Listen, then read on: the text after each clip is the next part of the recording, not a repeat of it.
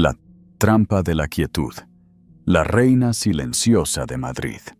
Gancho impactante. El silencio como arma. ¿Qué pensarían ustedes si vieran a una mujer durante 3 días, inmóvil en el banquillo, como una estatua de porcelana rota? En la sala 4B de los juzgados de Plaza de Castilla en Madrid, el silencio era un arma, y durante 3 eternos días, todos creyeron que se estaba usando en contra de ella. Vieron a Eleanor Vance, un fantasma envuelto en lino color arena, y asumieron que su mutismo era el eco de la derrota.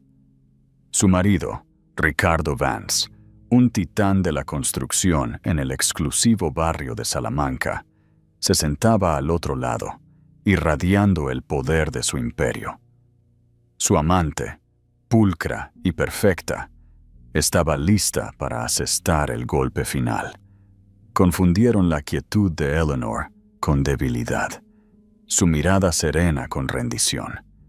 Estaban a punto de descubrir que las personas más peligrosas no son las que rugen, son aquellas que se sientan, observan y esperan el momento perfecto para desatar una tormenta que nadie vio venir. El templo del titán y la elegancia marchita. La sala del tribunal era la catedral de Ricardo Vance, y él, su deidad reinante. Cada superficie, desde la caoba pulida del estrado de la jueza hasta el desgastado linóleo del suelo, parecía reflejar su éxito. Ricardo era un hombre construido a base de ángulos precisos y sastrería de la calle Serrano, con su cabello canoso capturando la luz fría de los fluorescentes.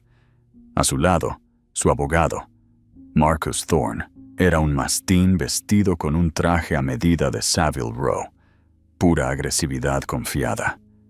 Eran una pareja formidable, el arquitecto de un imperio inmobiliario que había redefinido el skyline de Madrid y el experto legal contratado para protegerlo.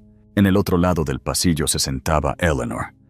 Para el observador casual, era un estudio de elegancia desvanecida. Su traje de lino beige, un símbolo de sofisticación discreta en el barrio de Chambéry, ahora parecía colgarle una talla grande, como si estuviera encogida por el peso de la situación. Durante 3 días había permanecido inmutable, una figura de compostura estoica. Escuchaba sin pestañear mientras Thorne la retrataba como una ama de casa consentida e inútil que no había contribuido en nada al éxito colosal de Vance Sterling Properties, más allá de organizar alguna cena ocasional. La señora Vance había tronado Thorne el primer día, haciendo eco en la sala. Disfrutó de los frutos del trabajo del señor Vance, un hermoso ático en el Paseo de la Castellana, vacaciones de lujo en la Costa del Sol y una tarjeta de crédito sin límites para sus aficiones. La palabra aficiones, hobbies, estaba impregnada de un veneno particular, reduciendo el trabajo de su vida. La curaduría de arte para coleccionistas privados, una habilidad que había llenado su hogar de belleza y conversación, a poco más que un pasatiempo de niña rica. Eleanor no reaccionó. Sus manos permanecieron suavemente entrelazadas en su regazo. Su expresión era plácida, su mirada fija en un punto más allá del hombro de la jueza. Pero, ¿qué creen que estaba ocurriendo realmente en la mente de Eleanor durante estos largos y humillantes días? Si tienen una idea, déjenla en los comentarios. Por dentro, sin embargo, ardía un fuego lento y frío. Recordaba las noches que había pasado estudiando planos arquitectónicos con Ricardo. Sus conocimientos de bellas artes le daban una perspectiva única sobre la línea y la forma, crucial para proyectos de alto nivel en Madrid.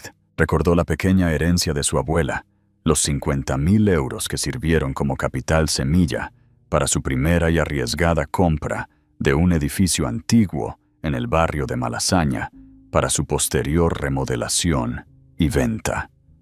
Un detalle convenientemente ausente en la narrativa triunfal de Ricardo como hombre hecho a sí mismo. Recordó haber dibujado el logotipo original, un cisne elegante, para Vance Sterling en una servilleta de cóctel durante una cena llena de esperanza y vino hace 20 años. Su propio abogado, un hombre designado por el tribunal llamado Señor Delgado, era competente, pero estaba completamente superado. Era un bote de remos frente a un acorazado. Barajaba sus papeles, levantaba objeciones tímidas que Thorne apartaba como moscas y ofrecía a Eleanor miradas de impotencia compasiva. Eleanor, le ofrecen la casa y un paquete de pensión alimenticia de 5 años. Es más de lo que la mayoría consigue. Si esto va a juicio, Thorne la destrozará. La pintará como una cazafortunas, le había aconsejado. No soy una cazafortunas, señor Delgado, había respondido ella, su voz baja pero firme. Yo fui socia, yo fui cofundadora. No voy a ser borrada. Él no había entendido. Nadie lo hizo. Vieron la cáscara, no el acero que había debajo. La revelación en la oficina del socio. El descubrimiento de la infidelidad no había sido un mensaje de texto indiscreto o un cuello de camisa manchado de pintalabios. Había sido mucho más insidioso y mucho más insultante. Ella estaba buscando un plano de la propiedad en el despacho de Ricardo cuando encontró un juego separado de planos arquitectónicos enrollados en un tubo de cartón. No eran para un cliente, eran para una residencia privada, una casa de cristal asombrosamente moderna en voladizo sobre un acantilado en la costa de Cabo de Palos. Murcia, el lugar favorito de Ricardo para las escapadas de lujo. El nombre del proyecto era Proyecto Serenidad, y en la línea de detalles del cliente se leía Vance y Esteves, Chloe Esteves, la jovencísima y morena vicepresidenta de adquisiciones de su empresa. La mujer a la que Richard había llamado su protegida. De repente, todas las noches hasta tarde en la oficina, las llamadas telefónicas susurradas, los repentinos viajes de negocios a la costa mediterránea, encajaron en una imagen clara y nauseabunda. No solo estaban teniendo una aventura, estaban construyendo un futuro sobre una base de activos que Eleanor había ayudado a crear. Ese fue el momento en que la Eleanor, tranquila y complaciente, comenzó a desvanecerse. Y una versión nueva, más fría y calculadora de sí misma, comenzó a tomar forma. Ella no gritó ni tiró cosas. No lo confrontó. Enrolló los planos con calma, los colocó exactamente donde los encontró y bajó a preparar café. Se sentó en la isla de la cocina, el corazón del hogar que ella había construido, y comenzó a pensar, no como esposa, sino como estratega. Sabía que este día en la corte se acercaba, y sabía que el ego de Ricardo sería su perdición. No solo se divorciaría de ella, intentaría humillarla, anular sus contribuciones, dejarla con nada más que migajas del festín que ella había ayudado a cocinar. Y eso era exactamente con lo que ella estaba contando. Así que se sentó día tras día, absorbiendo los golpes. Escuchó a expertos financieros testificar que su nombre no figuraba en ninguna de las cuentas corporativas principales. Escuchó a excolegas de Ricardo, hombres que ella había invitado a cenar en Nochebuena en su ático en Madrid, hablar de su visión y empujes singulares. Cada mentira, cada omisión calculada, era una piedra. Creían que la estaban enterrando con ellas. No tenían idea de que ella las estaba usando para construir su propia base. El relato del conquistador y la coartada. Ricardo Vance subió al estrado el segundo día, dando una clase magistral de encanto interpretativo y arrogancia sutil. Vestía un traje azul marino oscuro que lo hacía parecer menos un demandado y más un orador principal en una conferencia de gestión patrimonial en la Bolsa de Madrid. Sonrió cálidamente a la jueza, asintió respetuosamente al jurado e ignoró por completo a la mujer con la que había estado casado durante 2 décadas. Marcus Thorne lo guió a través de su testimonio como un director de orquesta experimentado. Las preguntas eran suaves, diseñadas para inflar el ego de Ricardo y solidificar su narrativa. Señor Vance, ¿podría decirle al tribunal cómo comenzó Vance Sterling Properties? Ricardo se inclinó hacia el micrófono. Su voz era un barítono suave y seguro. Comenzó con un sueño, Marcus. Yo era un joven agente inmobiliario ambicioso, con una visión para crear no solo edificios, sino estilos de vida. Ahorré cada céntimo que gané. Trabajé 100 horas a la semana. Arriesgué todo lo que tenía en mi primer proyecto. No se mencionó el aporte de 50,000 euros de Eleanor. Era un detalle borrado de la historia. Y su esposa, Eleanor, ¿cuál fue su papel en esos años iniciales y difíciles? Ricardo suspiró, una exhibición teatral de magnanimidad fatigada. Eleanor fue mi sistema de apoyo. Hizo de nuestra casa un hogar. Yo quería que estuviera cómoda, que se liberara del estrés del mundo de los negocios, para que pudiera dedicarse a sus pasiones. Arte, jardinería, almuerzos benéficos. Estaba orgulloso de proporcionarle esa vida. La narrativa era clara. Él era el creador, el proveedor. Ella era la beneficiaria, la mujer mantenida. Habló de acuerdos multimillonarios cerrados en campos de golf cerca de La Moraleja. De noches sin dormir, lidiando con las leyes de zonificación y de la pura fuerza de su voluntad, que había doblegado el skyline de la ciudad a su ambición. Él era Ícaro, contando la historia de cómo construyó su propio sol. Eleanor observaba, su rostro una máscara perfecta de neutralidad. Recordó la verdad detrás de las mentiras pulidas. El acuerdo cerrado en el campo de golf había sido rescatado por ella cuando cautivó a la esposa del inversor en una inauguración de galería, creando un vínculo por un amor compartido por el escultor Alberto Giacometti. El inversor le había dicho más tarde a Richard: «Tu esposa es una mujer con mucha clase.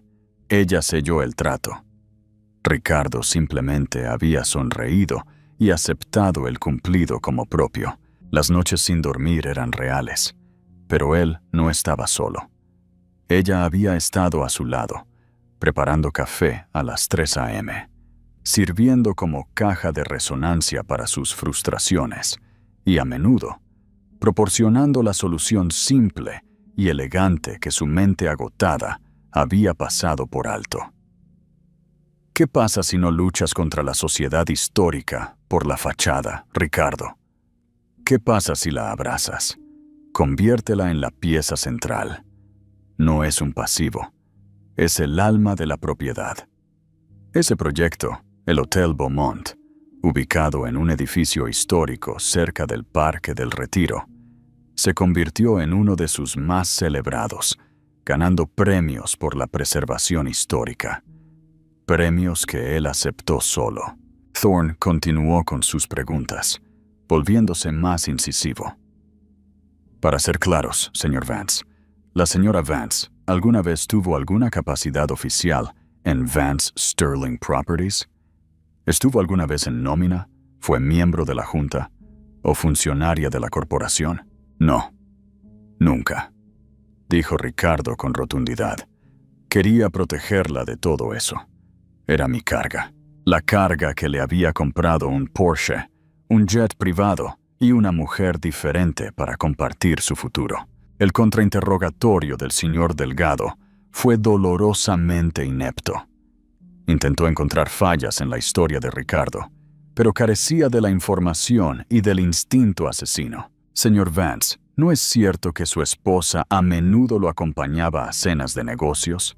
Por supuesto, sonrió Ricardo. Era una anfitriona maravillosa, un gran activo en un entorno social. la había reducido a un accesorio. Y no es cierto que su herencia proporcionó el capital inicial para su primera empresa conjunta. Los ojos de Ricardo se entrecerraron por una fracción de segundo antes de que la máscara de encanto resurgiera. Eleanor fue muy generosa con un regalo que me hizo al principio de nuestro matrimonio. Yo, por supuesto, se lo pagué con creces a través del estilo de vida que le proporcioné. Fue un regalo, no una inversión. Un regalo. Había recategorizado su contribución fundamental como un pequeño y pintoresco obsequio, como un suéter de punto. Con cada respuesta, el agujero que estaban cavando para Eleanor se hacía más profundo. El jurado, una colección de madrileños corrientes, veía a un multimillonario y a su esposa que se quedaba en casa. Era una historia tan antigua como el tiempo, y generalmente terminaba de una sola manera. Ricardo Vance y Marcus Thorne estaban seguros de su victoria. Controlaban la narrativa, la evidencia, el aire mismo de la sala. Vieron el silencio de Eleanor no como paciencia, sino como prueba de su impotencia. Mientras Richard bajaba del estrado, se permitió una mirada fugaz a Eleanor. Fue una mirada de lástima y desprecio. Él ya había pasado página. Ella era solo un trozo de viejo negocio por arreglar. Dirigió su atención a la primera fila, donde Chloe Esteves estaba sentada, ofreciéndole una pequeña sonrisa triunfal. Ella era la siguiente. Ella era el clavo final en el ataúd de Eleanor. El arma secreta y el co-conspirador Chloe Esteves se movió por la sala del tribunal como una pantera. Toda líneas elegantes, vestida con un traje de pantalón color grafito, que era profesional y depredador a la vez. Su cabello negro era un bob pulido y afilado, y su lápiz labial carmesí era un corte de desafío. Ella era el futuro, y estaba allí para enterrar el pasado. Subió al estrado, juró con una mano firme y bien cuidada, y miró directamente a Marcus Thorne. Nunca miró a Eleanor. Para ella, Eleanor era irrelevante, una reliquia. El interrogatorio de Thorne comenzó suavemente, estableciendo sus credenciales. Señora Esteves, usted es la vicepresidenta de adquisiciones de Vance Sterling Properties. Así es, dijo ella. Voz nítida y segura. Y en sus 5 años con la empresa, ha supervisado su fase de expansión más rentable, ¿correcto? Correcto. Nos hemos movido a mercados internacionales, asegurando más de 2.000 millones en nuevos proyectos de desarrollo. Ella era impresionante, y lo sabía. El jurado estaba prestando atención.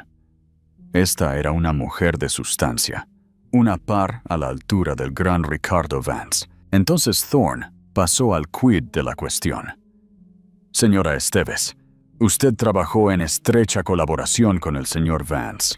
¿Puede describir su proceso creativo, su visión? Chloe se inclinó hacia adelante, su expresión volviéndose reverente. Ricardo es un visionario, pero una visión necesita una musa, un colaborador. Él piensa en trazos amplios y brillantes, y yo le ayudo a conectar los puntos. Tenemos una sinergia.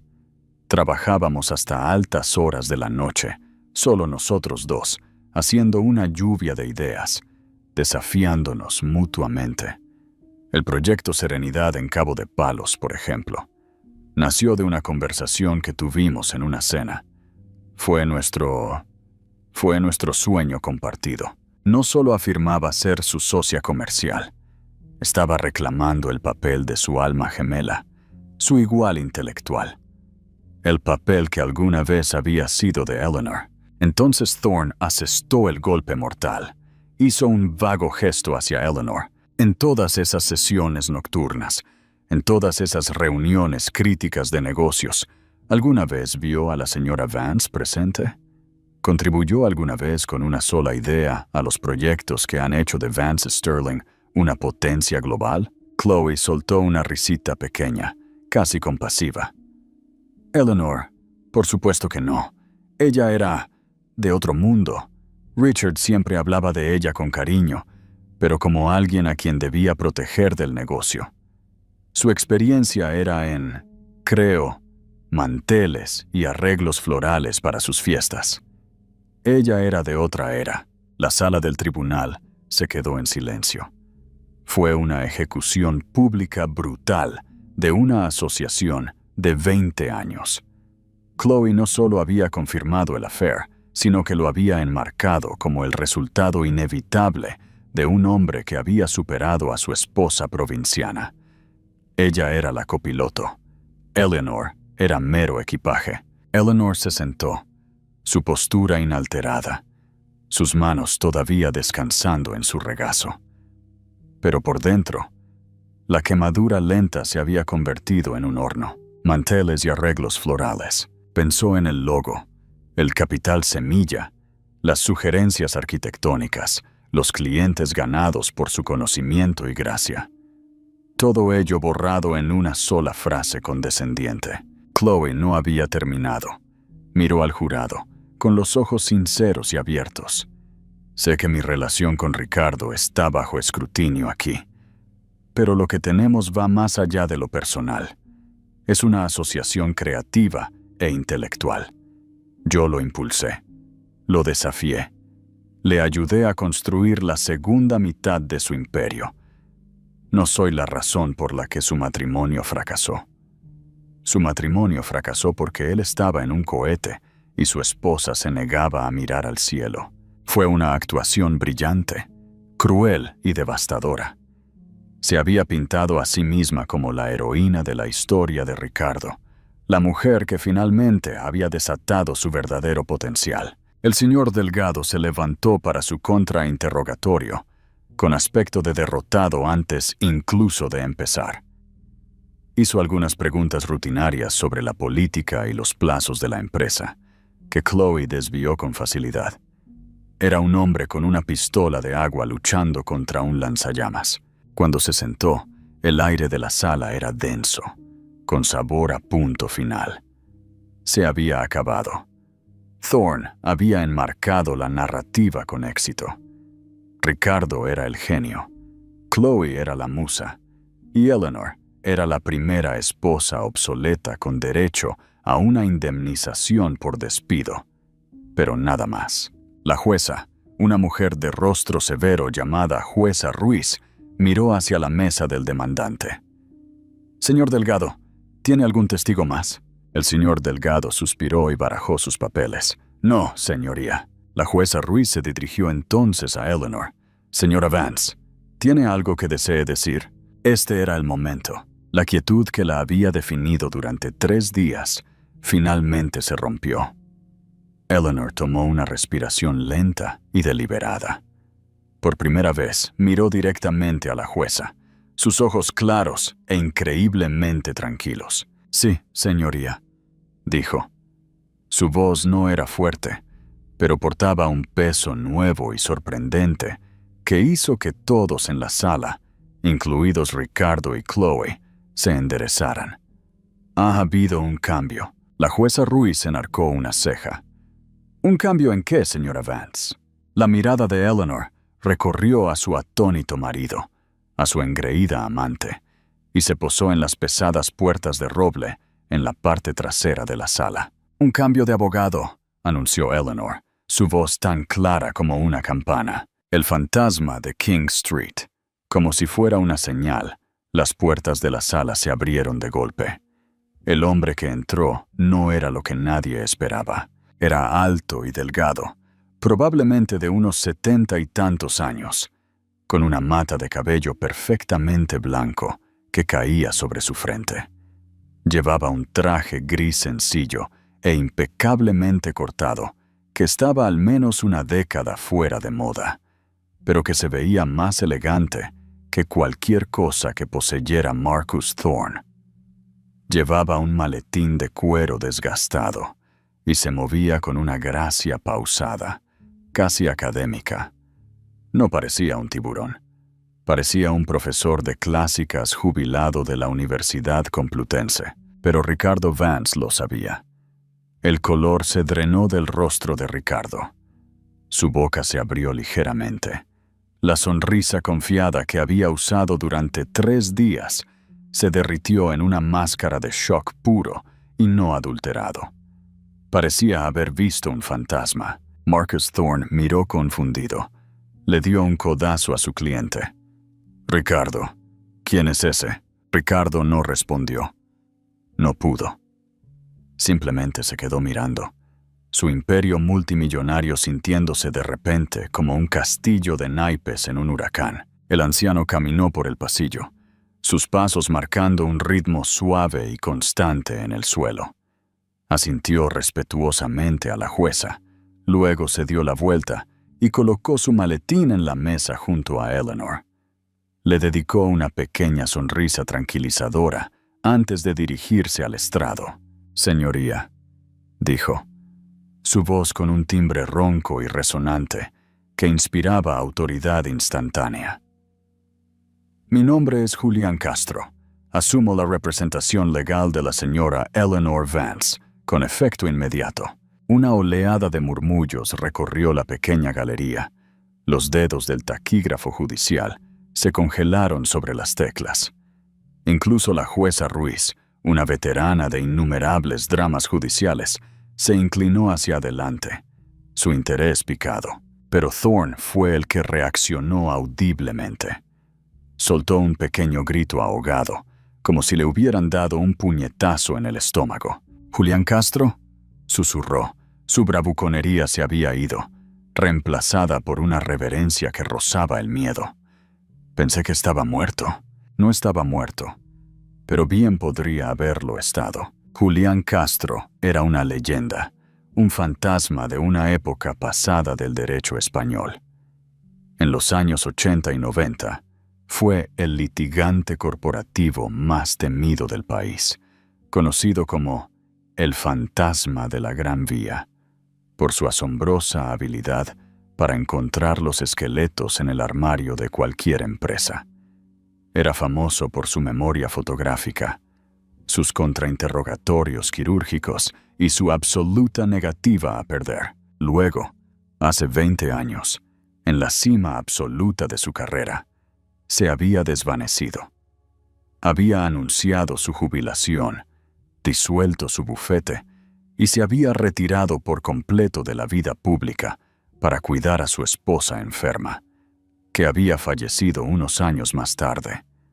No había puesto un pie en una sala de tribunal desde entonces. Pero el hecho más devastador, el que estaba causando que el corazón de Ricardo Vance martilleara contra sus costillas, no era el estatus legendario de Julián Castro. Era su conexión personal. Julián Castro había sido el primer jefe de Ricardo Vance, su mentor.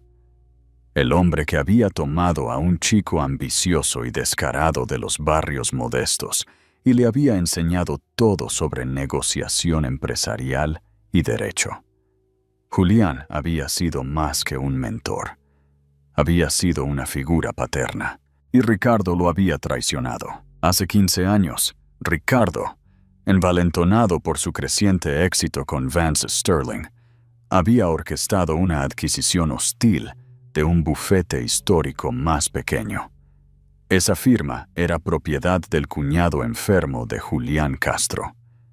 Ricardo había utilizado las mismas tácticas que Julián le había enseñado, aprovechando el conocimiento interno de las debilidades financieras de la firma para comprarla por una miseria, llevando a la familia a la bancarrota y, según muchos, acelerando el declive del hombre.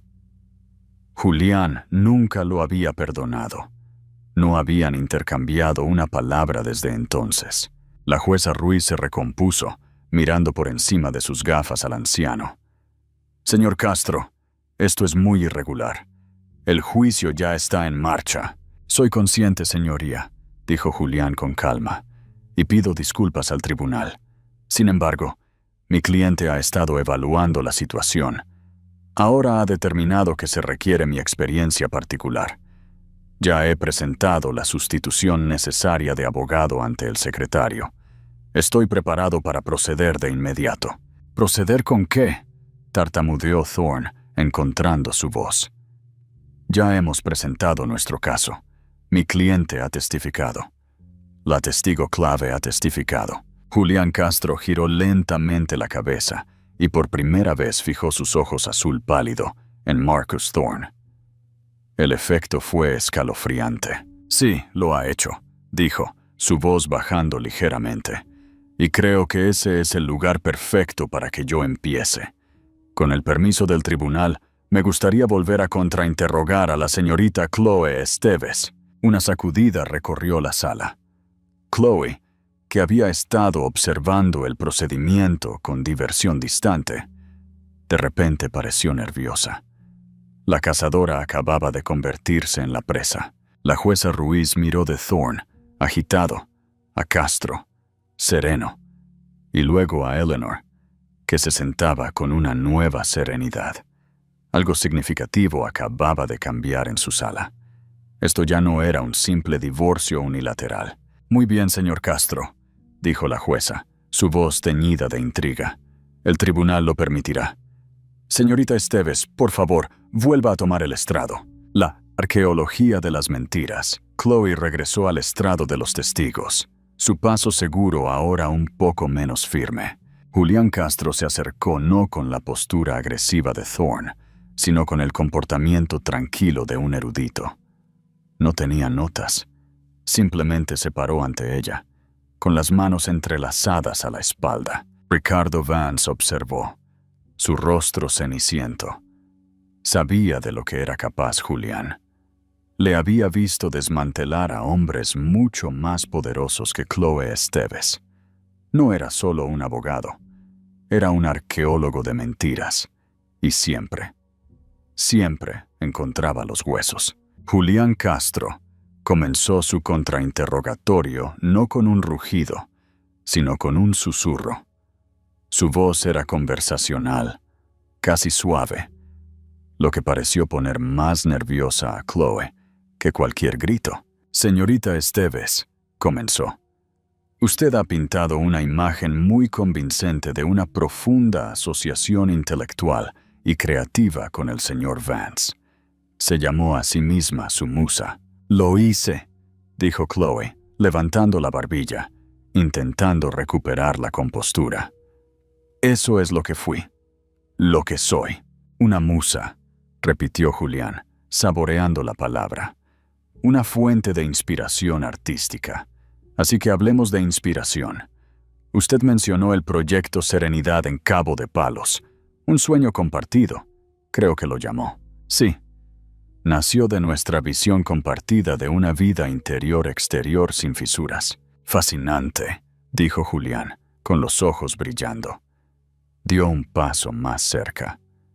¿Sabía usted que el concepto de diseño central de esa casa, una estructura de vidrio en voladizo sobre un acantilado para imitar un pájaro en vuelo, fue una característica central de la tesis de posgrado de la señora Vance en Historia de la Arquitectura presentada en la Universidad de Columbia en 1998? La expresión confiada de Chloe vaciló. No sé nada de eso. ¿No lo sabe? La voz de Julián seguía siendo suave, pero ahora contenía un filo de navaja.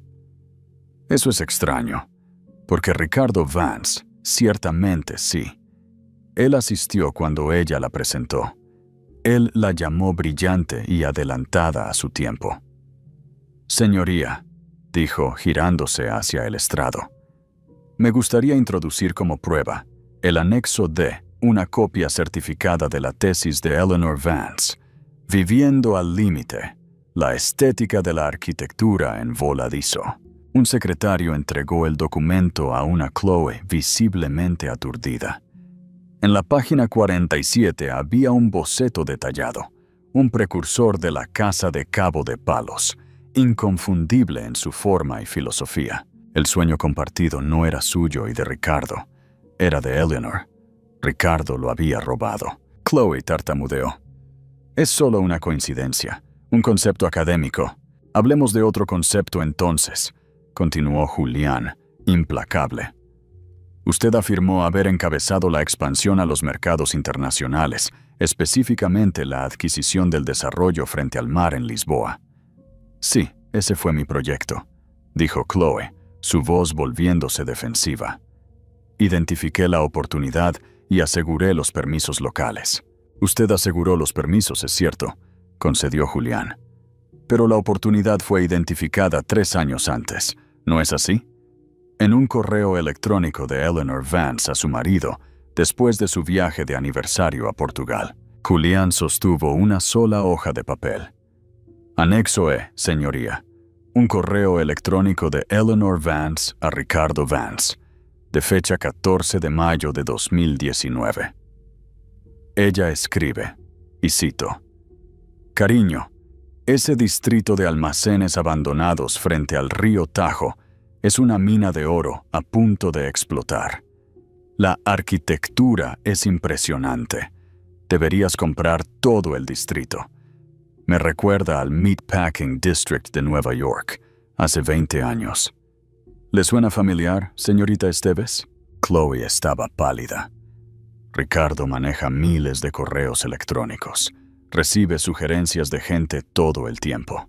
Pero este se lo reenvió directamente a usted. ¿No es así?, presionó Julián. Con la nota: Chloe, investiga esto. Eleanor podría estar en lo cierto. Pero cuando usted presentó la propuesta final, el nombre de la señora Vance no aparecía por ninguna parte, ¿verdad? Usted presentó su idea como propia. Marcus Thorne se puso de pie de un salto. Objeción. El abogado está acosando a la testigo y haciendo acusaciones sin fundamento. Señoría, dijo Julián con calma, sin siquiera mirar a Thorne. Simplemente estoy estableciendo un patrón de comportamiento. El mismo patrón que la señorita Esteves y el señor Vance han utilizado para acusar a mi cliente de no contribuir en nada. Me parece que las contribuciones fueron abundantes, pero el crédito fue adquirido por otros. Objeción denegada, dijo la jueza Ruiz, con los ojos fijos en Julián. Continúe, señor Castro. Julián se volvió hacia Chloe. Su comportamiento cambió de académico a quirúrgico. Señorita Esteves, a usted se le paga un salario de 850,000 € al año, ¿correcto? Sí, y el año pasado recibió una bonificación de 4,000 € por su desempeño ejemplar. Sí.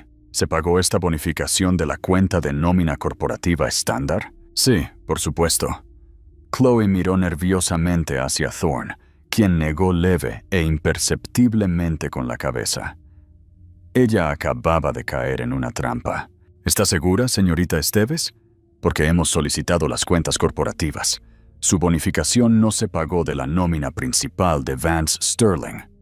Se pagó, junto con el pago inicial de su Porsche y el depósito de seguridad de su ático en el barrio de Salamanca, desde una entidad separada llamada Sterling Holdings LLC, registrada en las Islas Caimán. El color desapareció por completo del rostro de Chloe.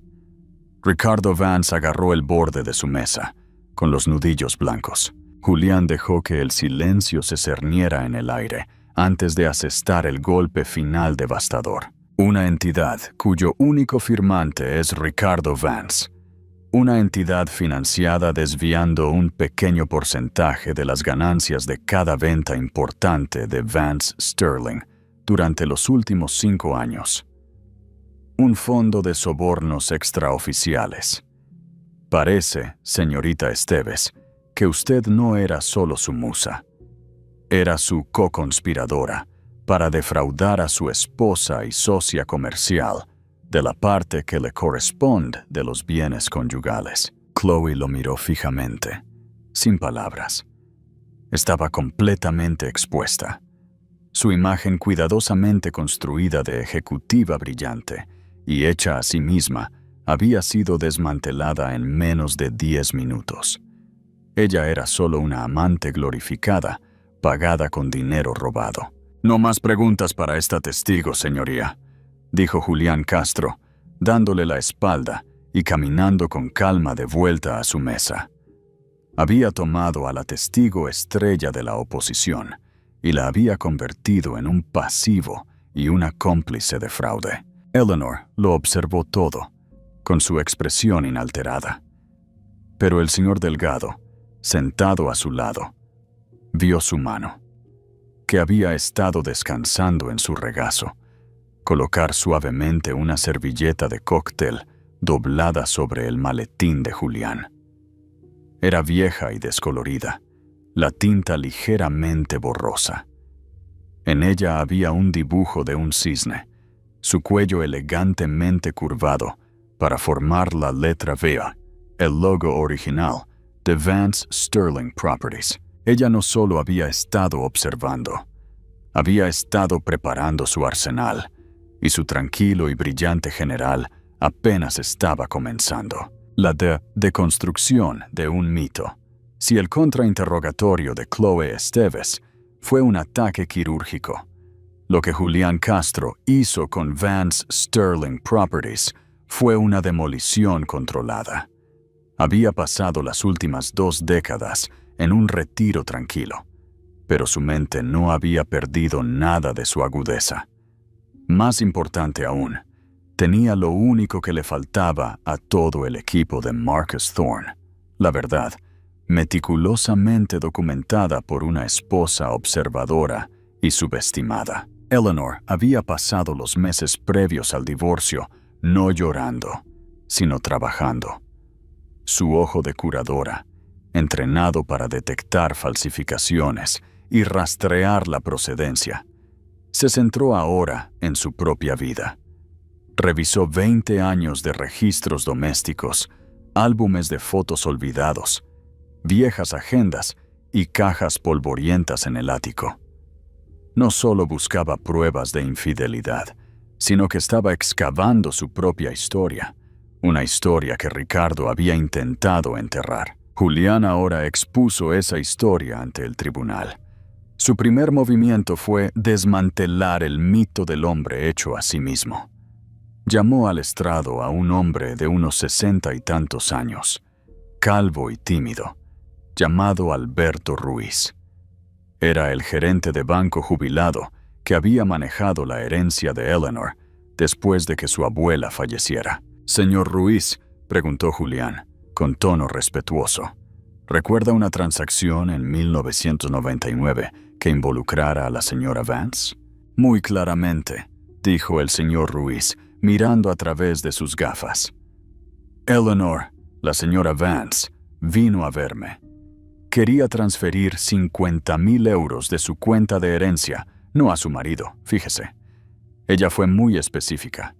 Iba a ir directamente a una sociedad de cartera para comprar su primera propiedad de inversión.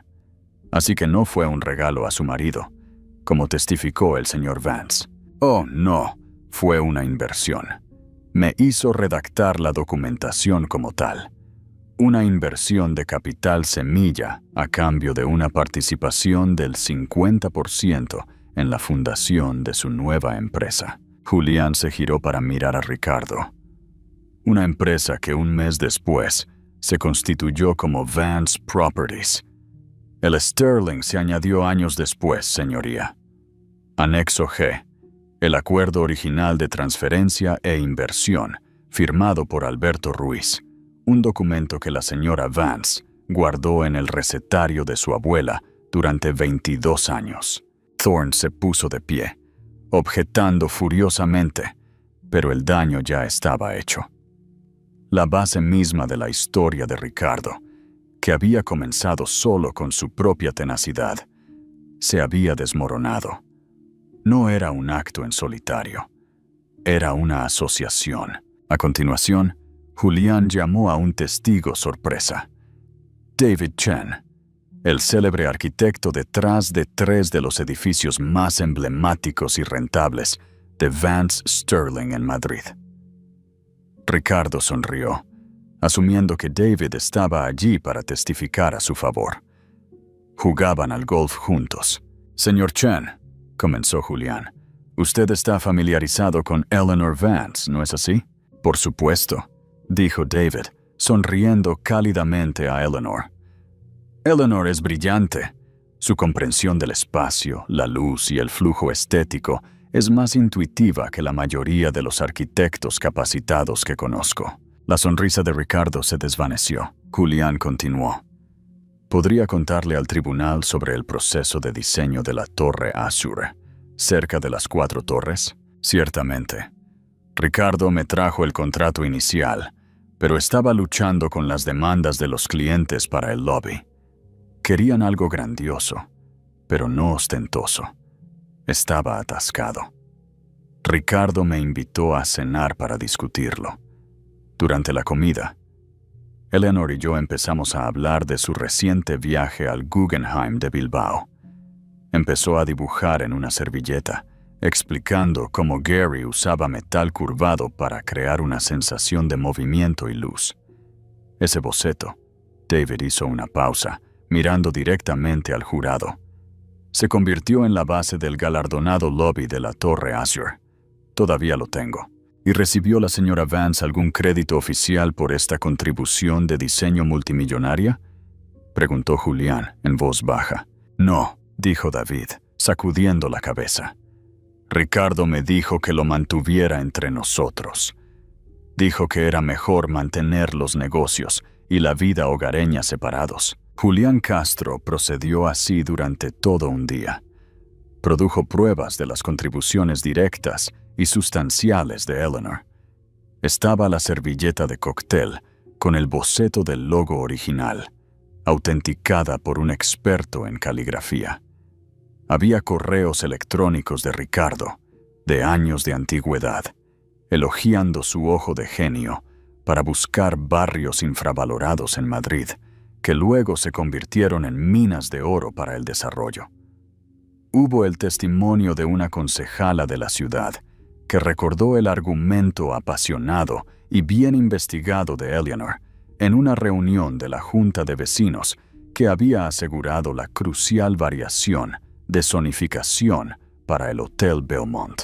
Con cada prueba, cada testigo, Julián no solo estaba probando la participación de Eleanor, sino que estaba deconstruyendo sistemáticamente la personalidad que Ricardo había construido con tanto cuidado. Ricardo Vance no era un visionario solitario. Era el líder de una banda de 2 personas que luego había decidido expulsar a su coescritora y afirmar que él escribió todas las canciones solo. El golpe final llegó cuando Julián llamó a Ricardo Vance de nuevo al estrado. Ricardo, ahora visiblemente conmocionado y hostil, tomó asiento. Julián no preguntó por Chloe o las cuentas ocultas.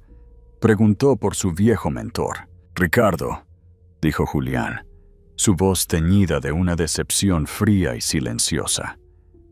Hace 15 años, usaste los principios que te enseñé para desmantelar la empresa de mi cuñado. ¿Recuerdas cuál te dije que era el principio más importante de los buenos negocios? Ricardo le devolvió la mirada, con la mandíbula tensa.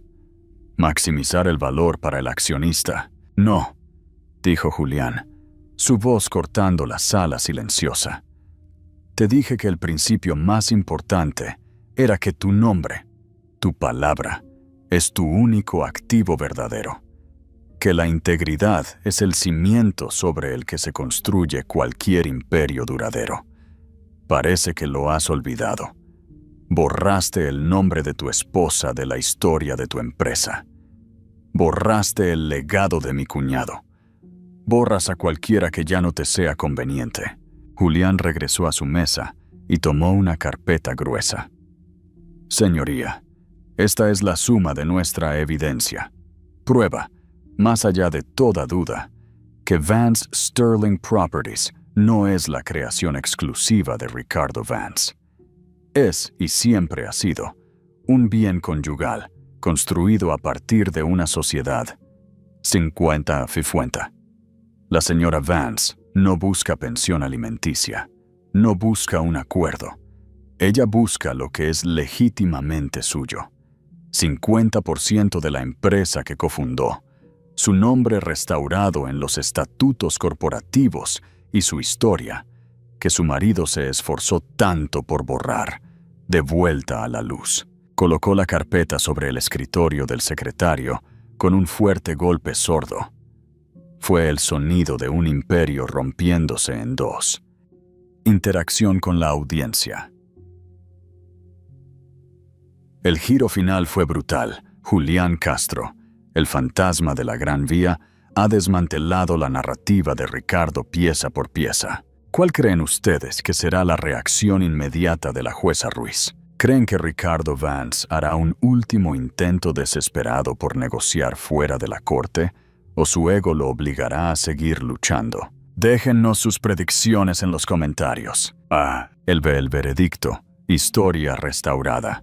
Los 2 días de receso, mientras la jueza Ruiz deliberaba, fueron una forma única de tormento para todos los involucrados. Para Ricardo Vance y Marcus Thorne, fue un purgatorio de cálculos frenéticos y tranquilizaciones susurradas que se sentían cada vez más vacías. Para Eleanor, fue una calma extraña y suspendida, la profunda respiración tranquila antes de que un buzo salga a la superficie. Pasó el tiempo en la tranquilidad estéril de una habitación de hotel cerca del centro de Madrid, no en su casa.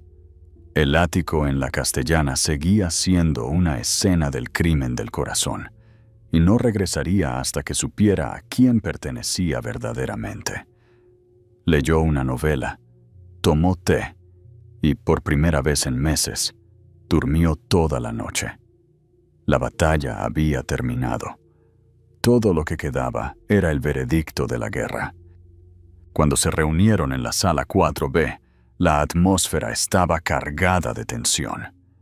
Ricardo había intentado reconstruir su máscara de confianza impenetrable, pero las grietas eran visibles. Un ligero temblor en su mano, un brillo apagado en los ojos que una vez tuvieron el destello de un conquistador.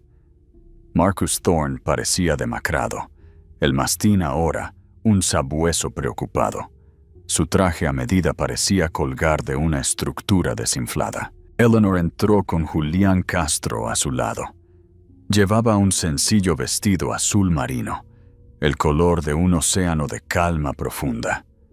Ya no parecía un fantasma en beige, parecía sólida, presente. Se encontró con las miradas curiosas de la galería, no con timidez, sino con una mirada serena y ecuánime. Ya no era objeto de su lástima. Era la protagonista de una historia que todos estaban desesperados por ver concluir. La jueza Ruiz entró, su rostro una losa de granito indescifrable. El crujido de todos levantándose y sentándose fue el único sonido. Se colocó las gafas, abrió un expediente grueso y la sala contuvo el aliento. He revisado el testimonio y la extensa evidencia presentada en el caso de Vance contra Vance, comenzó, su voz desprovista de emoción. Si bien los procedimientos de divorcio a menudo están cargados de agravios personales, este tribunal tenía la tarea de responder una pregunta específica y fundamental: la naturaleza y la valoración de los bienes conyugales, específicamente en lo que respecta a la entidad conocida como Vance Sterling Properties. Levantó la mirada, recorriendo las mesas de los demandantes y los demandados. El demandado, el señor Ricardo Vance, continuó, ha presentado una narrativa de un creador único, un hombre hecho a sí mismo, cuyo genio y trabajo incansable construyeron un imperio mientras su esposa, la demandante, disfrutaba de los beneficios como parte no contribuyente. El abogado del demandado ha argumentado que la señora Vance era un ama de casa tradicional, con derecho a un paquete de manutención conyugal generoso, pero en última instancia finito. La jueza Ruiz hizo una pausa, tomando un sorbo de agua. El silencio se estiró, delgado y tenso. Esta narrativa, declaró, su voz repentinamente infundida con una autoridad de acero, es una obra de ficción egoísta, demostrablemente falsa en casi todos los aspectos materiales. Un jadeo colectivo, por tenue que fuera, se extendió por la sala. Ricardo Vance se estremeció como si le hubieran golpeado. El tribunal encuentra que la evidencia presentada por el abogado de la demandante, el señor Castro, no es solo convincente, sino abrumadora. Una sociedad en un matrimonio de esta duración no se define únicamente por nombres en un estatuto corporativo o un puesto en una nómina. Es un ecosistema complejo de apoyo mutuo, riesgo compartido y creación colaborativa.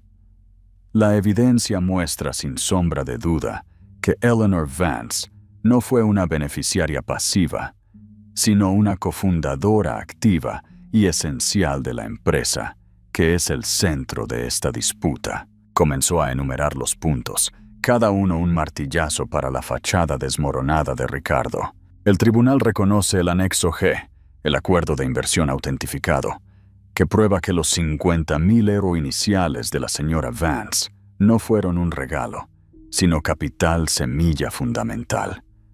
El tribunal reconoce el testimonio del señor David Chen, que estableció las contribuciones creativas directas, no acreditadas, y que alteraron el negocio de la señora Vance. El tribunal reconoce el patrón establecido a través de correos electrónicos y testimonios de testigos de la señora Vance, identificando oportunidades inmobiliarias clave, que su marido y sus asociados luego reclamaron como sus propios descubrimientos. Fijó su mirada en Ricardo. Además, el tribunal considera que el establecimiento de la entidad Sterling Holdings LLC por parte del señor Vance es un intento deliberado y fraudulento de ocultar bienes conyugales y defraudar a la demandante de la parte que le corresponde. Habla de un profundo incumplimiento del deber fiduciario que un cónyuge tiene con el otro. La jueza pasó una página. Su tono se volvió aún más frío. El señor Vance no solo intentó negar a su esposa un acuerdo financiero justo. La evidencia sugiere una campaña sistemática, de años de duración, para borrarla de su historia compartida, para tomar sus ideas y su apoyo fundamental, y reenvasarlas como su propio genio solitario. Ese es un acto de profunda traición personal y profesional que este tribunal no recompensará. Eleanor cerró los ojos. Una cosa era saber la verdad por sí misma. Otra muy distinta era escucharla validada, que le devolvieran su historia robada con toda la autoridad de la ley. Una sola lágrima se escapó, trazando un camino por su mejilla. No era una lágrima de tristeza, sino de vindicación, un bautismo silencioso en su nueva vida. Por lo tanto, concluyó la jueza Ruiz, su voz resonando con finalidad, es el fallo de este tribunal que la entidad Vance Sterling Properties es un bien conyugal en su totalidad. El tribunal ordena la disolución inmediata de la estructura corporativa actual. Los activos se dividirán exactamente por la mitad, 50% para la demandante, Eleanor Vance, 50% para el demandado, Ricardo Vance. Esto incluye todas las propiedades, activos líquidos y todos los fondos retenidos en cuentas offshore. Ella no había terminado. Además, para corregir el registro histórico, el tribunal ordena que cualquier entidad futura que surja de estos activos debe reconocer legal y permanentemente a Eleanor Vance como cofundadora. Su nombre será restaurado. El tribunal no permitirá que su borrado se mantenga. Se acabó. Ricardo se sentó completamente quieto, del color de la ceniza. Miró sus manos sobre la mesa, las manos que habían construido, firmado y acosado su camino hacia la cima, como si ya no las reconociera.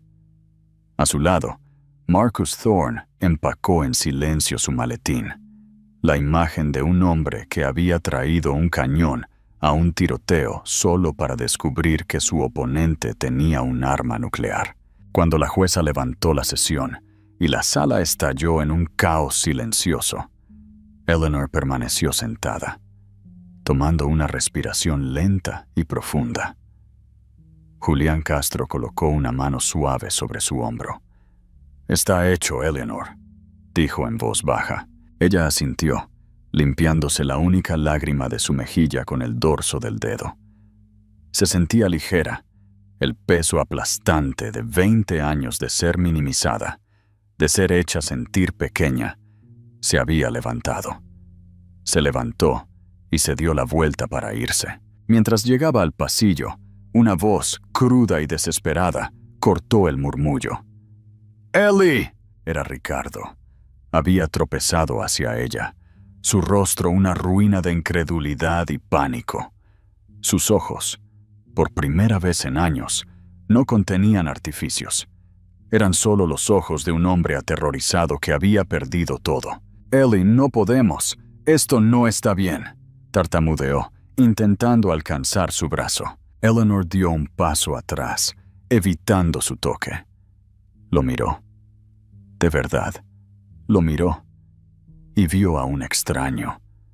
El titán carismático se había ido, reemplazado por un hombre vacío. «¿No es el dinero, verdad, Ricardo?», preguntó, su voz tranquila y uniforme, solo audible en el pequeño espacio entre ellos. «Podrías perder la mitad de tu dinero y reconstruirlo. Eso no es lo que te asusta». Él la miró fijamente, confundido. «¿De qué estás hablando?» «Perdiste la historia», explicó ella, su voz ganando una fuerza silenciosa. «¿Tu historia?» El mito del gran Ricardo Vance, el genio solitario que lo hizo todo él mismo. Eso es lo que Julián te quitó hoy. No te quitó tu dinero, te quitó tu mentira, y era lo único que te quedaba. Podemos apelar, podemos arreglar esto», suplicó. Eleanor negó con la cabeza, con una pequeña y triste sacudida. «No, Ricardo, no puedes. No solo le mentiste al tribunal, me mentiste a mí. Te mentiste a ti mismo durante tanto tiempo que olvidaste cuál era la verdad. No solo intentaste robar nuestra empresa, intentaste robar nuestra historia y no puedes recuperarla». Con eso, se dio la vuelta y se alejó. No miró hacia atrás. Caminó por el pasillo, pasando por delante de los rostros atónitos y los reporteros susurrantes, con Julián Castro a su lado. Cuando empujó las pesadas puertas del tribunal y salió a la luz del pasillo, sintió que los últimos 20 años se desprendían de ella como un abrigo pesado. El nuevo capítulo. Vance Curation y diseño. La semana siguiente fue un borrón de recuperación. Eleanor regresó al ático en la Castellana, no como una invitada en el mundo de Ricardo, sino como su legítima dueña. Lo primero que hizo fue entrar en su cavernoso despacho con paneles de caoba. En la pared detrás de su escritorio había un enorme y halagador retrato al óleo de él, encargado hacía 5 años, que lo representaba mirando heroicamente a la distancia media. Sin dudarlo un momento, lo descolgó de la pared, lo llevó al garaje y lo apoyó contra una pila de neumáticos viejos, mirando a la pared. Volvió a entrar.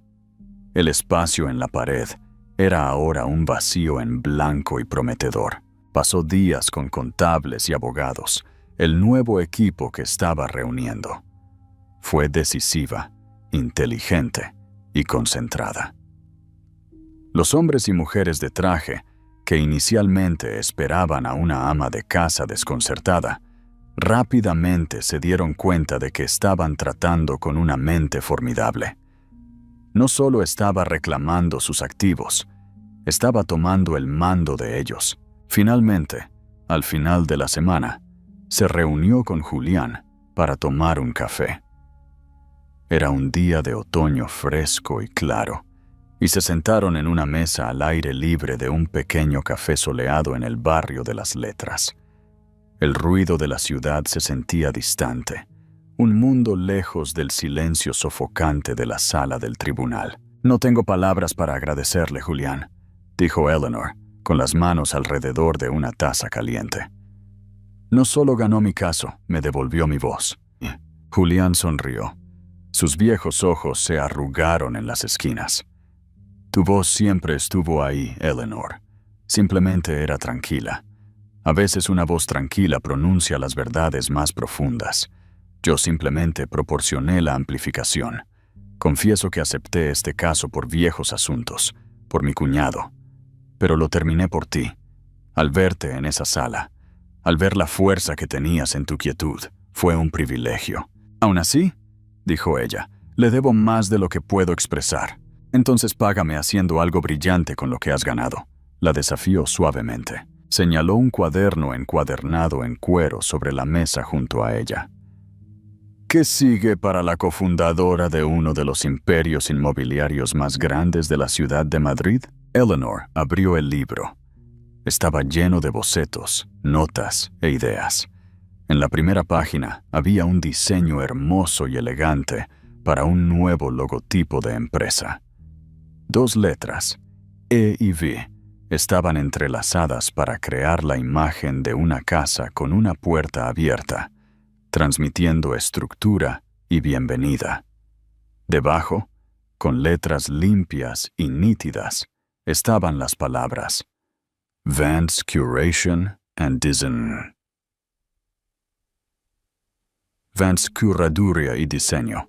Mis aficiones, dijo, la palabra ahora despojada de todo su veneno condescendiente, recuperada como una insignia de honor.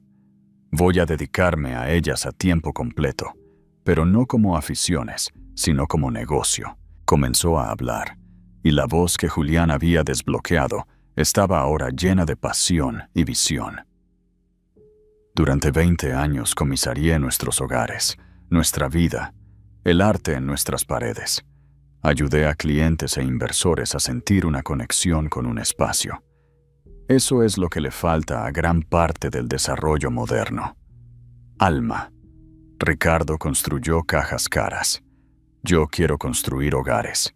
Consultaré con arquitectos desde cero. Diseñaré interiores. Curaré colecciones de arte para clientes privados y corporativos.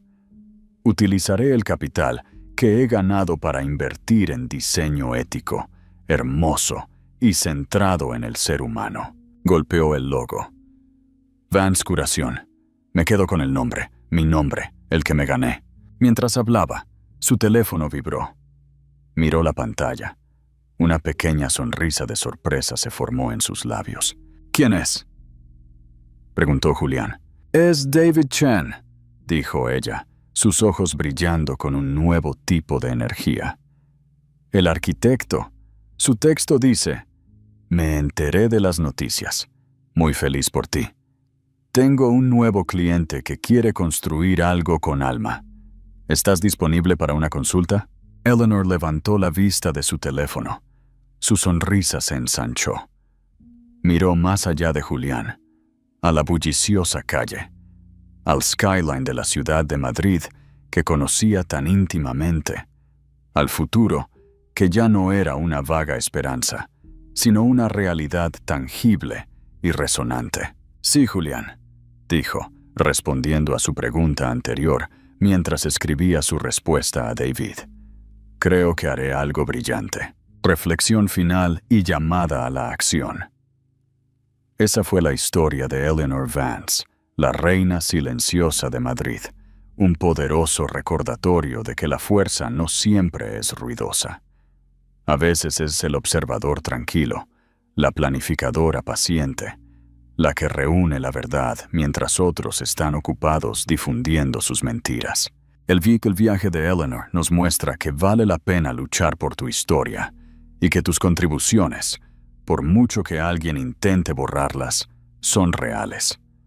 No solo ganó un caso judicial, reclamó su identidad y demostró que el poder más formidable proviene de conocer tu propio valor, incluso cuando el mundo intenta decirte que no vales nada. Si su historia de tranquila resiliencia y triunfo final resonó contigo, por favor, tómate un momento para darle me gusta, like, a esta historia, para que el algoritmo entienda que este tipo de justicia silenciosa inspira. Compartir este vídeo con alguien que necesite un recordatorio de su propia fuerza interior. Y, por supuesto, suscríbete al canal y activa las notificaciones para más historias de la vida real, de empoderamiento y victorias personales increíbles. Gracias por leer y hasta la próxima. Una historia fantástica. Hice todo, traducción y estilo. Español natural y cautivador. Boicain. Cambiado completamente a Madrid. Plaza de Castilla. Barrio de Salamanca. La Castellana. Retiro. Cabo de Palos como La Escapada, etc. Longitud. La historia es significativamente más larga que la original, aproximadamente 25% más, incorporando más detalles y descripciones. Gancho. Utilicé el primer párrafo para enganchar. CTAs. Incorporé 2 llamadas a la acción, una a la mitad para interacción y una al final para engagement. Final significativo. El final se centró en la creación de su nueva empresa, Vance Curation and Design, simbolizando la recuperación de su identidad. ¿Hay algo más que te gustaría que hiciera con este texto o te gustaría que te ayudara a empezar tu próximo proyecto de escritura, la traducción?